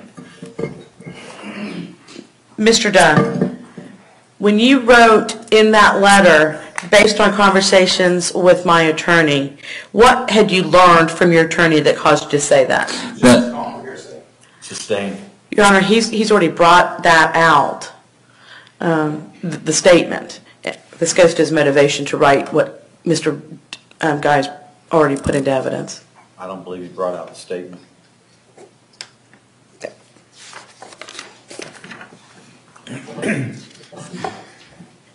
Basically, just referenced the letter. Sir, at the time that you were speaking with the police, Mr. Dunn, the time that you were speaking with the police, did you believe that you had seen a gun in that car? Yes. The time that you told Ms. Rower what happened, did you believe that you'd seen a gun in that car? Yes. Okay.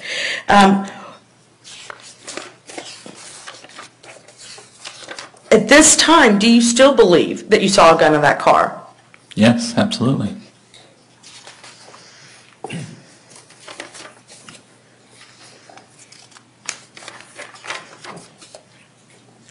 I don't have anything further, Your Honor.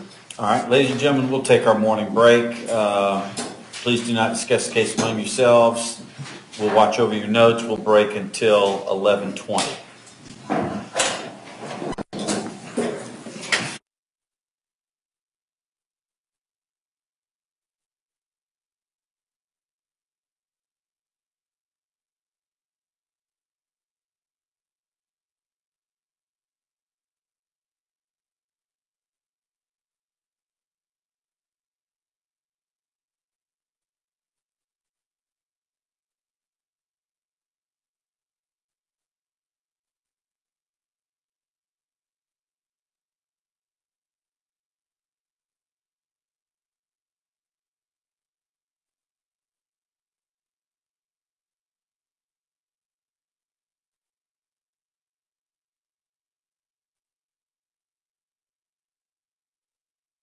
Two fairly short witnesses. First one being, Would be Ms. Rower, right? And then that would determine whether he did or did not have involved in this one. okay, He's here. okay. All right, well, then we'll resume at 11:20.